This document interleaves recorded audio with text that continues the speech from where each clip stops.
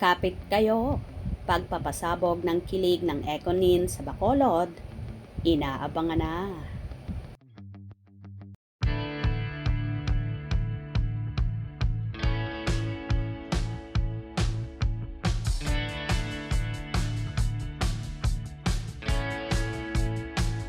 Makikisaya nga at magdadala ng saya ang ilang cast ng hit seryeng Lavender Fields na sina Jody Santa Maria, Janine Gutierrez, Jericho Rosales at Julina Magdangal sa Bacolod, kung saan magaganap at makikipag-banding sila para sa Mascara Festival Kapamilya Caravan 2024 na magaganap ngayong October 19, Sabado at 4 p.m. sa Ayala Mall Capitol Central, Bacolod City.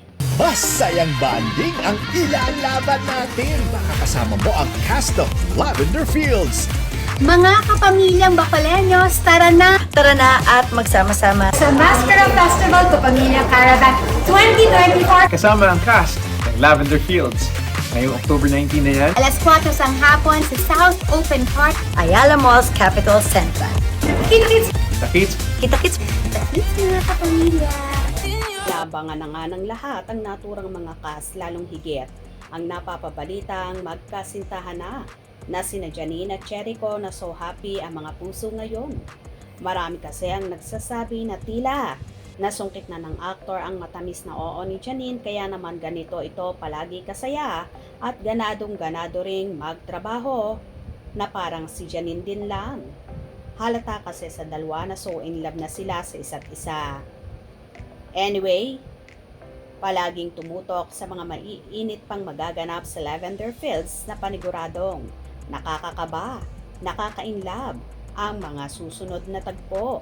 Bukod pa nga dyan, sa totoong buhay ay talaga namang nakaka-inlove ang Econin na marami ang nag-aasam na sana nga raw ay mauwi na sa totohanan ang kanilang relasyon.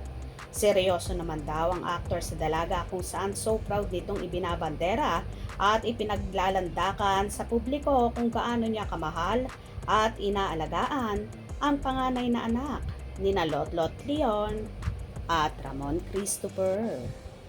Kaya sa mga taga Bacolod, wag na wag palalampasin ang talaga namang intense at nakaka-inlove na nakakakilig pang mga cast ng Lavender Fields.